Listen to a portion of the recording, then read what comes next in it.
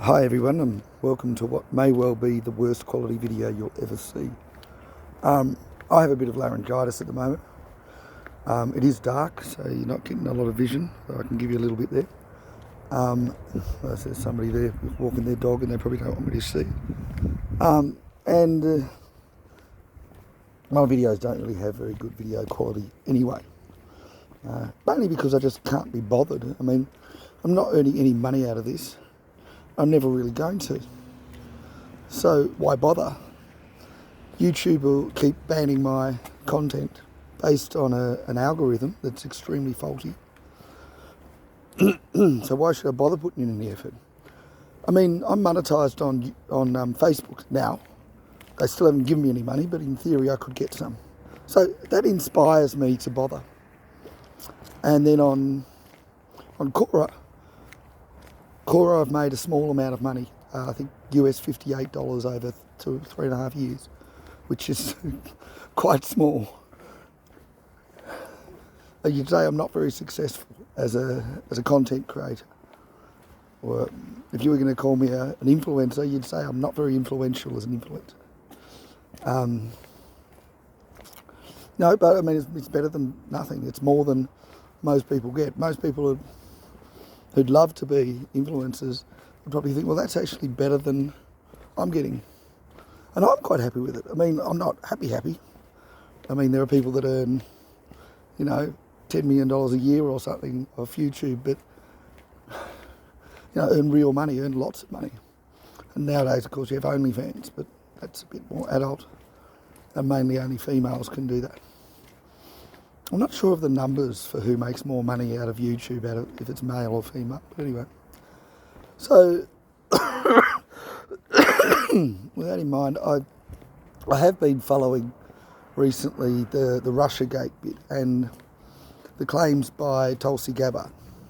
Now I'm going to start by saying that I think Tulsi Gabbard is a very trustworthy person. Her position as someone who was a member of the Democrat Party, and as in she was a member of Parliament from 2002 to 2022. So that's 20 years representing Hawaii. This puts her in a pretty fair position. And sure, she's now a member of the Republicans, but that's only this year. And she had 3 years as an independent, 2022 to 2025. So you can't say she's a far-right extremist. You'd say, well, this is really someone who, you combine those years, she's quite a long way to the left. Perhaps not quite far left, but certainly not far right. I wouldn't even say she's centre-right. I'd say she's, pretty much centrist, maybe even a little bit to the left. I'd say she's leaning left. She would be a left-leaning person, and everything she says and does suggests she's a left-leaning person. So we've got to take that on board. Of course, we also know about her history as a combat veteran. She was in the military. I'm not completely sure what she did. And she's not someone that's loyal to Donald Trump. She's someone that's loyal to herself, that's loyal to the truth. Now, if I'm Donald Trump, I would pick her because she has integrity. And I think that's why she was picked. And he also picked that guy, RFK Jr., for a similar reason. Like, he was a member of the Democrat Party, his whole family are Democrats.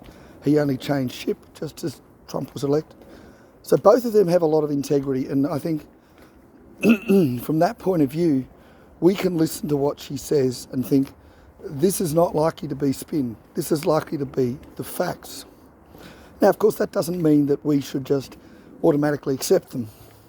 Just because she has integrity doesn't mean she's not capable of lying. Doesn't mean that what she says is it couldn't be a complete load of nonsense. But she's also the Director of National Intelligence, which puts her above CIA, FBI, all those individual organisations. And they're the people that know what's going on. Now, they typically will know what's going on but won't tell you. But, what they'll tell you is a lie. But she would know things. So that she wouldn't be coming from a position of ignorance. Now, that doesn't mean that what she's saying is true, but it does mean that this is coming from a position of integrity and a position of intelligence. She's a smart person, a lot of integrity, a lot of neutrality, who has no real major interest to want to support Trump in this. Now, with that in mind, I thought to look at the facts, and I'm going to start with the facts from as they were presented in 2016. Now, I actually want to go back further to that, to 2000, when Al Gore claimed that the election was fraudulent. And in 2000, it was proven that it was. Now, in 2000, of course, there was a voting machine in Florida, and it actually, the investigation proves that across USA they have very irregular voting practices. It's completely different from one state to another, sometimes even from one part of a state to another part of the same state. And there's a lot of opportunity for corruption. Americans don't like to admit that. But the reality is that by world standards, by international standards, America, their voting system, how they decide to elect people, is extraordinarily corrupt. Now, I don't just mean because they're a republic rather than a true democracy. I mean, they're allowed to be a republic. So essentially, for people not understanding this, how a republic works is that they essentially, each state acts as if it's its own country, and then they simply nominate people to the country, a bit like how United Nations works. So in the United Nations, they're not a country, same as the European Union, I suppose, the African Union and all these other multinational groups, is that they have representatives who can have whatever rules they want to have, and then they just meet in the middle. So that's how USA does, and that part is not corrupt. It's strange to me, but it's not corrupt. But the part that is corrupt is that they're not unified with how they have their voting practices, and they need to be. Like here in Australia, we are unified. We have the same voting systems no matter where in the country you live. Now there might be small differences, but they have a national body that governs them, the Australian Electoral Commission, and they will go to every part of the country and make sure that every individual part is doing things in the same way. They're quite sure about that. Now, most countries do this kind of thing, but USA doesn't. So there's a lot of opportunity for corruption there. And I don't know what the elections were like before 2000, but certainly since 2000, I'd say that every single one of them has had a quite large degree of corruption. I'm not saying just a little bit, but I'm saying enough that if the election was close, it could change the outcome. Now, that's not to say that every election was decided by a corrupt mechanism, because some of them were very one-sided. And when they're one-sided, even when there is a lot of corruption, it doesn't actually change the result.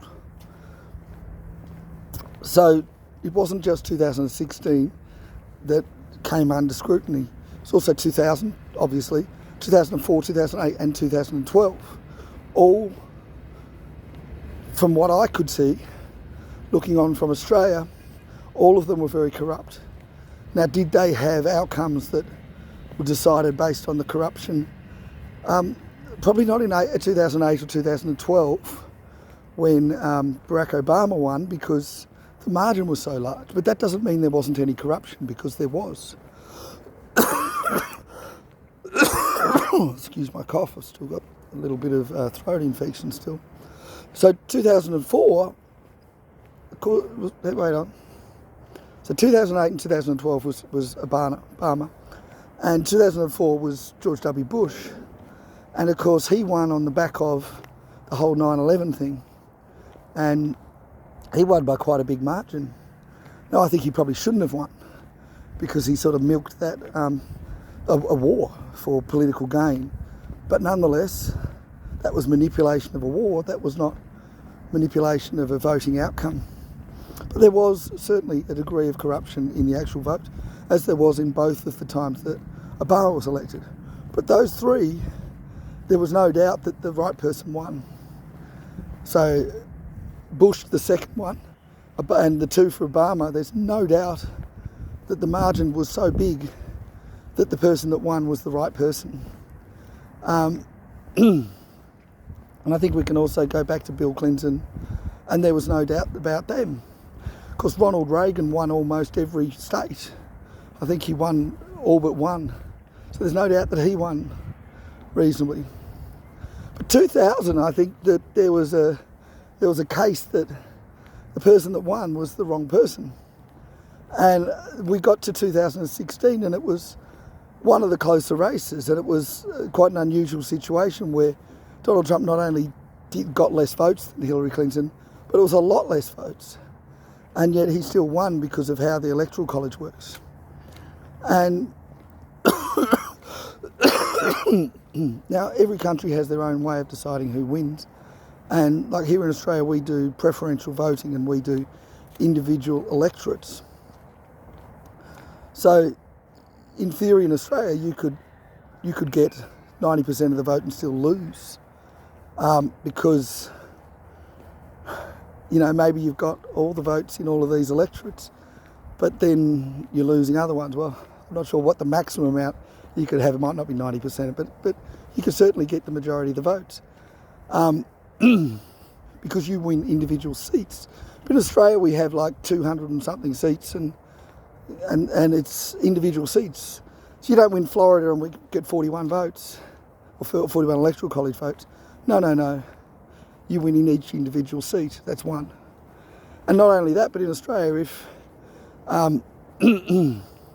whoever gets the third most, they get removed, and then they do a count back for who their second preference was.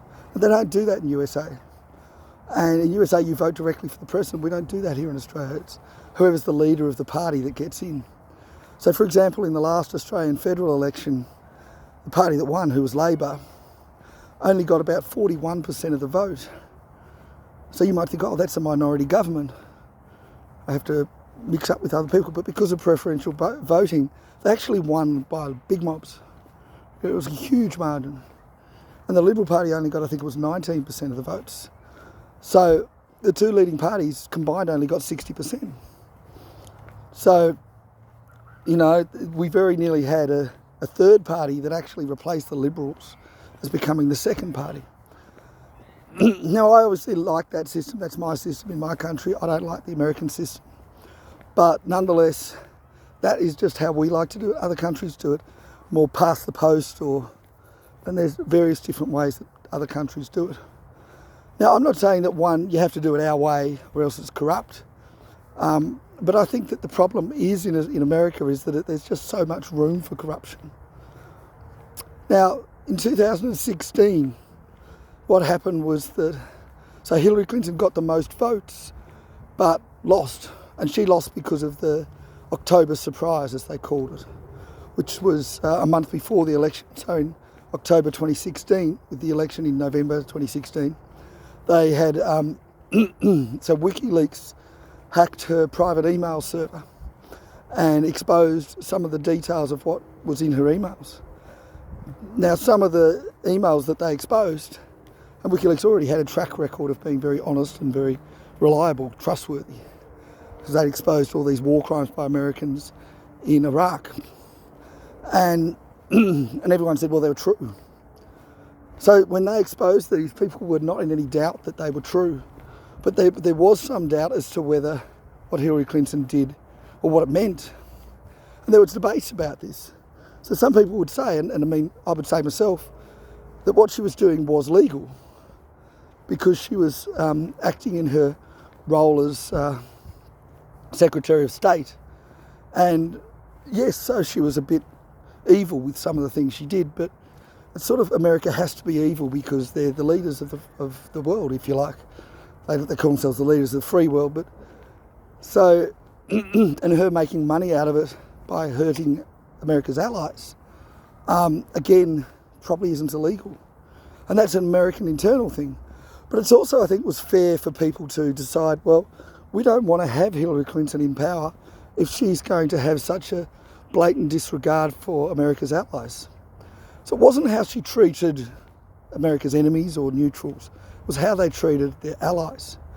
And I already knew that because of how she treated Australia, my own country, and how she'd helped to get rid of Kevin Rudd, our Prime Minister, back in 2008. because of his friendship with China. And now Australia, we've had a long friendship with China, and we're much friendlier with China than we are with USA. But USA doesn't like that. They're like, oh, you can't be friends with China. But that actually came from Barack Obama, not Hillary Clinton. Barack Obama said to Hillary, hey, stop that guy from our allied country, Australia, from being so friendly with China. Tell him if he doesn't stop, we'll get rid of him. And Kevin Rudd didn't stop, so they got rid of him and replaced him with Julia Gillard, and that destabilised Australia for at least a decade afterwards. In fact, I'd say we're still not completely recovered from that. So, you know, it's probably not fair to say Hillary Clinton was solely responsible for that. But it's also quite reasonable to suggest that Hillary doing that, whether it was on orders or not, suggests that she's probably not a very good person. And it sort of burst the bubble, because a lot of people before that, or before those revelations, they would have seen Hillary Clinton as this long-suffering wife of Bill Clinton, who cheated on her with Monica Lewinsky and all that. They thought that she was this wonderful person. Seeing her behave like this is horrendous. We also don't know what the orders from Barack Obama were. Like, for example, for Australia, what did he just say? I'll get Kevin Rudd to fall into line. Or did he tell her explicitly, I'll do this horrible, evil thing? Because we don't know. We don't know how much she interpreted, how much she decided. I think she would have had a degree of autonomy. So we don't know for sure. Now, at the time, there was no doubt that the emails were legitimate and that they came from WikiLeaks hacks. Now, who WikiLeaks got the information from, we didn't know. Obviously, the Iraq war crimes one came from an American military official, Bradley Manning, who ended up having a sex change operation and becoming Chelsea Manning. Now, that's not really hugely relevant, but this is just so we don't get confused, because at the time it was said as Bradley Manning, and later on it was changed to Chelsea. It's completely irrelevant that that person is trans. What's relevant is that they leaked the information. Of course, it wasn't purely leaked by Bradley or Chelsea Manning, but that was the person that went to jail for it. And in a similar way, we didn't know at the time who had leaked the information about Hillary Clinton's email servers. Now, the thing is that her email servers were not held in a secure way. They were private email server. So I'm not sure exactly what that means, but I think it's essentially like when you work in military intelligence or any kind of intelligence office, they have a very secure server that's essentially unhackable. It'll be disconnected from wider areas, and just simply you'd have to physically be there to do anything. And they do that because of how secure it is. So if she'd used that security method that she was meant to, then WikiLeaks couldn't have hacked her, nor could Russia or anyone else. So what she did essentially was she took her work home. Now, it'd be a bit like if I took my private government work in a top secret area and put it on my Hotmail and just did that, just gave copies to myself to my Hotmail. Now, I think a lot of people do that sort of thing, sort of sneakily on the sly, because, you know, it's easier because you can't access it home. And so, but she did that. And so essentially, in order to hack her, all you needed to know was that she had done that. So the hacking itself was not a difficult thing. You didn't need someone from Russia to do it. It could have been done by anyone. And WikiLeaks claimed that they did it themselves. And I think that's quite plausible. But the issue is, who told them that she was doing this very dangerous thing of keeping her top secret private official government emails on a private server that was not secured? Who told her that? Who told them that she was doing that? So whoever told them that couldn't have been Russian. It had to have been from within the American government. We don't actually know who that person was, but it'd have to have been someone within the American government who somehow was aware that she was doing this sort of thing, and then they leaked that. And then once people are aware that she's doing that, they could have quite easily hacked it because once they're aware that, oh, it's somewhere quite easy to hack, then they have a way in. And this is really what hackers do, is that they look for the easy way in. They look for that employee that's not doing the right thing security-wise and use that to hack the whole country, or the whole company, I should say. And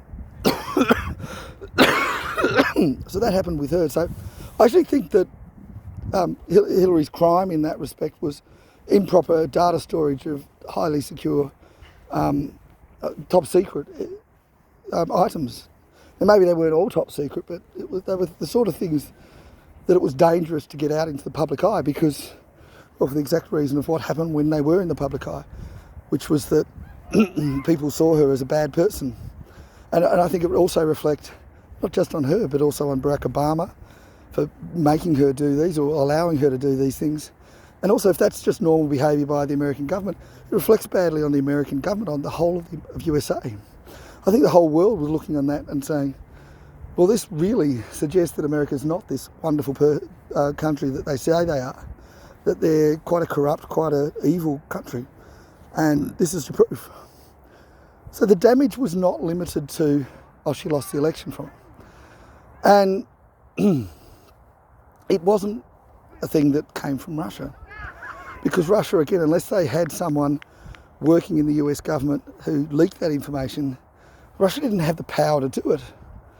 So, and we know from the Iraqi war crimes thing that it came from within the US government. It came from Bradley Manning, who became Chelsea Manning. And Bradley Manning wasn't getting this because Russia was bribing him. It was getting it because, well, I don't know, he didn't like that there were war crimes. I mean, you know, there was a whistleblower. So whoever was doing this to Hillary Clinton was most likely some kind of a whistleblower who probably thought, well, Hillary's doing the wrong thing.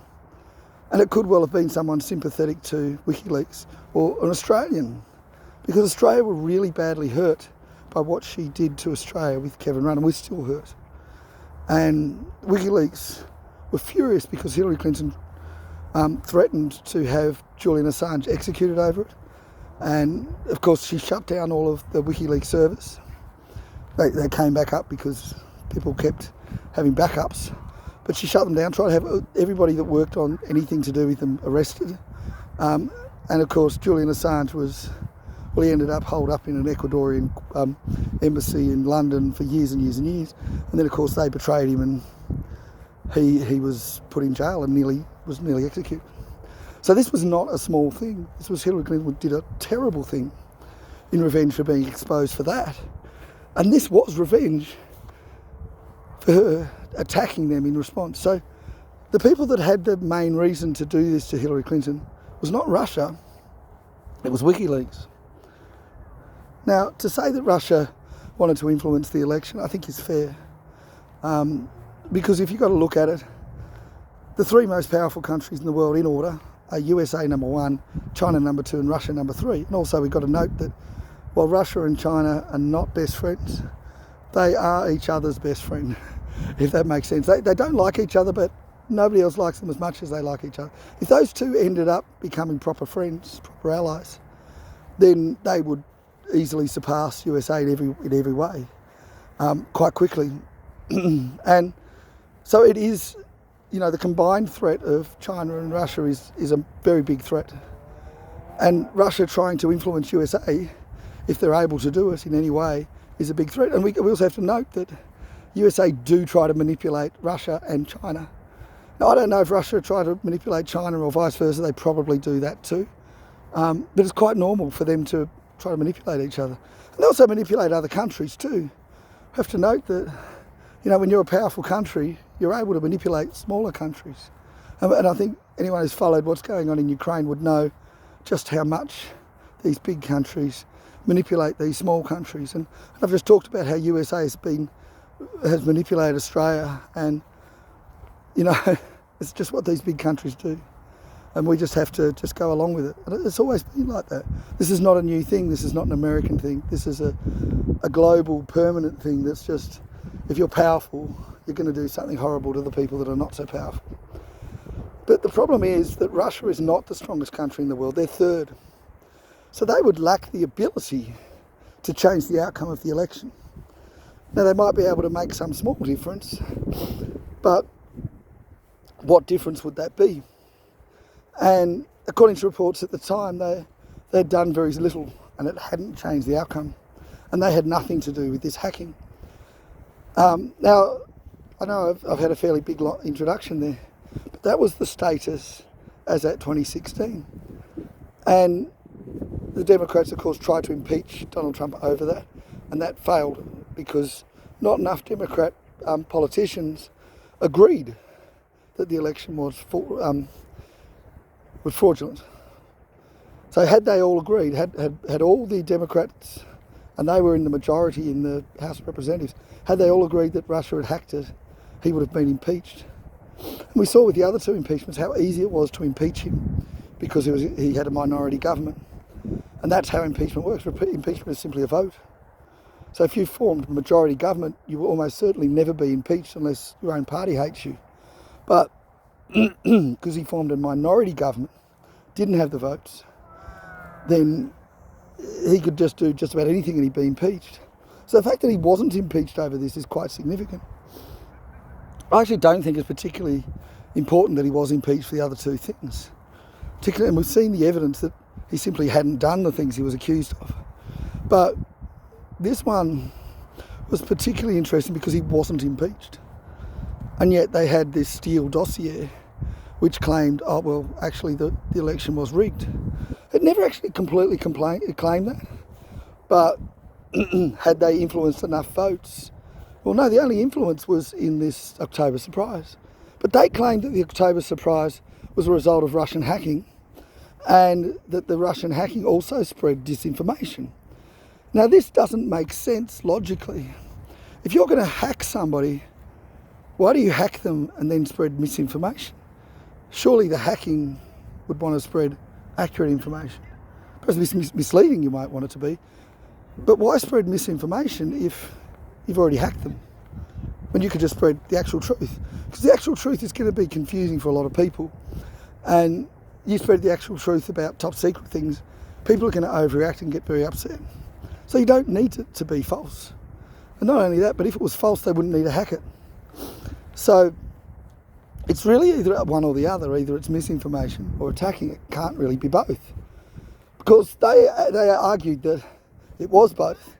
That they'd hacked her emails, got the actual emails so that they looked real, and then changed them slightly in their fake emails to be misinformation. Because they won't tell us what the original emails really were, but that was their claim. Now again, WikiLeaks said they didn't get it off Russia. They said they hacked it themselves. So WikiLeaks have admitted to hacking it, which is a crime. But they say they did it themselves.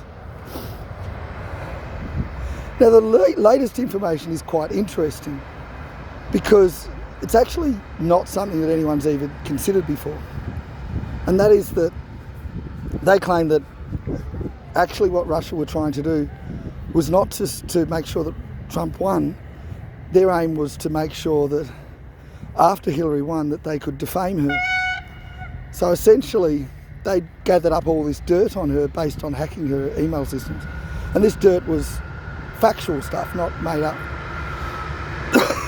And that they planned, once she became president, they would use it against her and make her look bad in the eyes of the rest of the world and perhaps get her to do their bidding.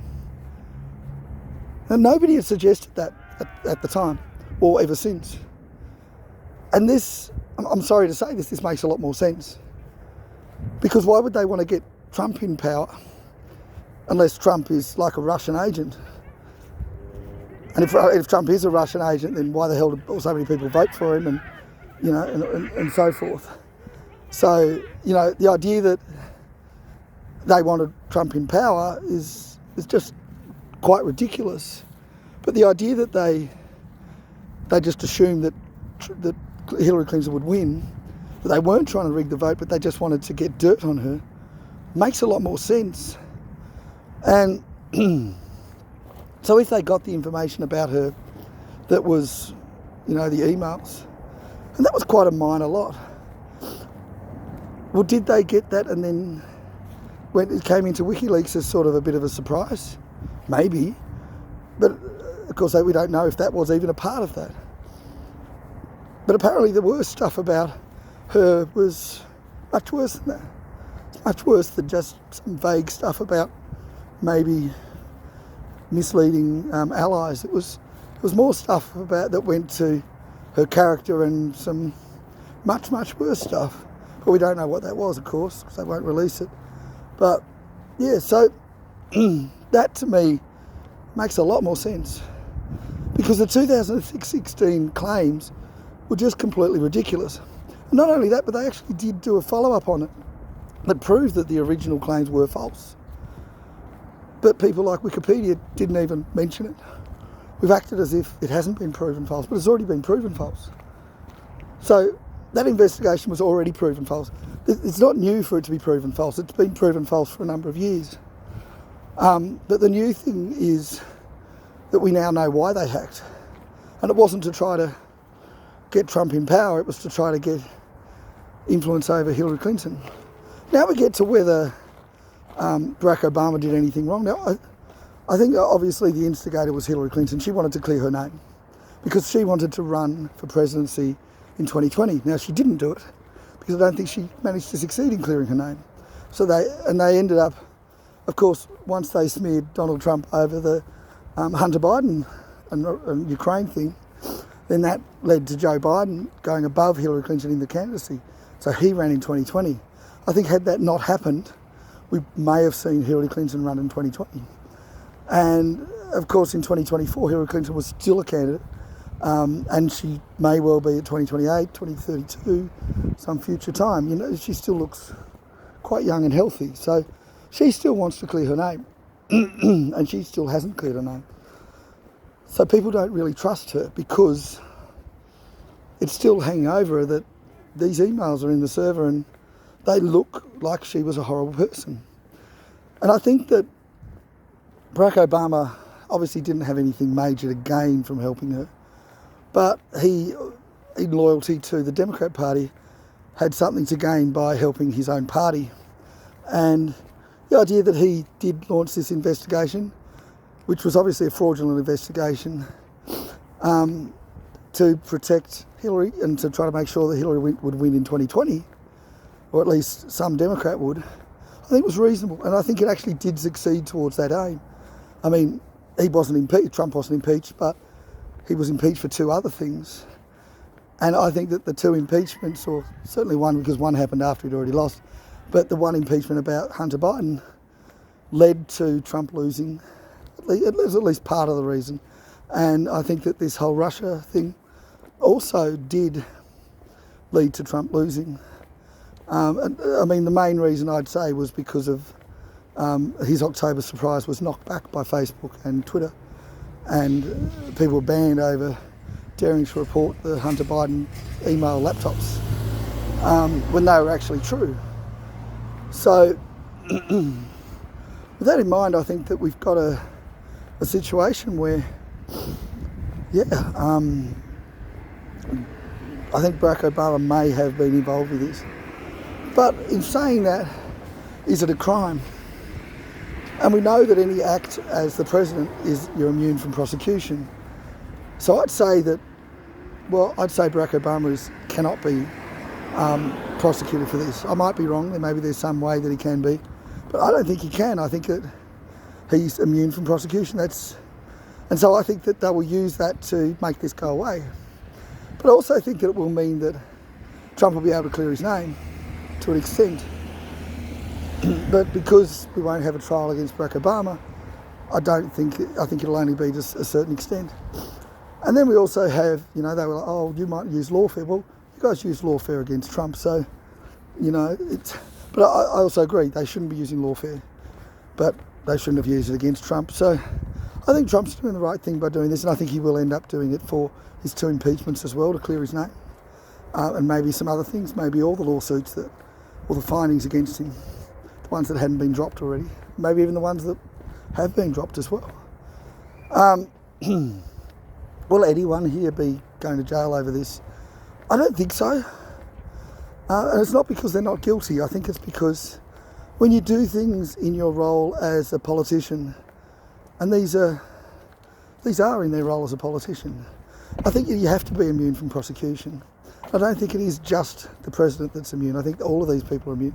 And I think that was proven with Hillary Clinton's actions that were exposed in 2016. They were proven. I don't think there's any doubt that they were proven, but they were not prosecutable because they were her actions. Now, if you're a politician and you do the wrong thing as a politician that's against the wishes of your party and your country and so forth, yeah, you can be prosecuted for that. But these are people doing what America wanted them to do, what the president wanted them to do. So I don't think they can be prosecuted for that. So you might say, oh, well, but they were doing it for Obama while Trump was in power. But Obama started this before he left office. Now, it is a bit sneaky, and I think he shouldn't have been allowed to do that. But he was allowed to do it. I think that they need to change that law and say that you can't do anything against an incoming president during that handover period. I think that needs to be a law moving forward. But at the same time, at the time, it wasn't a law. It's still not a law now. They can do that now. I think we've got to have this situation where you need to allow the new person, even if you hate their guts, you need to allow them to have a smooth transition of power. And much as we complain about, Trump not conceding in 2020, which I actually think was quite reasonable for him not to concede, but in 2016 we had Obama doing this to Trump. And also, we have to say what Biden did indirectly to Trump by sabotaging the stuff in Ukraine and making it Trump-proof was also pretty awful. You could even argue that, all of Biden's last-minute pardons, some of them just minutes before the handover. I don't know. Look, I suppose you've got to allow that, but it's quite toxic, this whole thing. But it should Trump just say, oh, well, look, this was fake, we know it's fake, but I'm just going to let it slide. I'm just going to let it slide with you damaging my reputation. No, I don't think he should. Now, look, is there any chance that Russia did actually manipulate the result of the election? And I don't think there is. I don't think that Russia caused Trump to win.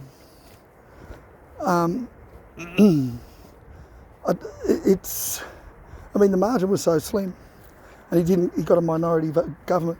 Why would Russia want an American president to be in power with a minority government where they can't really do anything? Even if he was their puppet, he was not someone who could do anything because he didn't get enough votes. No, they'd want to manipulate the one that got the majority of the votes, the one that can actually do anything. They wanted to manipulate Hillary Clinton. And the thing is, and I checked on Russia today, so this is one of Russia's main newspapers, and it's banned in America, I believe, but in Australia I can still access it. And I checked there and I said, have Russia admitted to doing any of this or, claimed to have done it? And they haven't. They've said, well, we never said we did it. It was obvious that we didn't do it. Now, you might say, okay, but they're just going to deny it. But the thing is, if Russia had succeeded in changing the outcome of the election, I would have thought they'd be proud of it. And maybe I'm wrong. Maybe they wouldn't be proud, but I would have thought, that's a pretty big outcome for them. I would have thought they'd be saying, hey, look at us, we're so good. Because they're doing it as the number 3 country, managing to change the result for the number 1 country. And if you look at how Russia have talked about Trump, they've said that he's a powerful man. He's a strong man. They think that he's a good man. But they're not 100% on side with him. You've seen the latest actions. They're not best friends. They're rivals. But the difference is that how Russia viewed Joe Biden was that they thought he was a moron. And that's a different look. Russia doesn't care if it's Republicans or Democrats getting in. But, when they were looking at Biden, they're like, well, Biden, why are you not meeting with us over Ukraine? You're just mouthing off.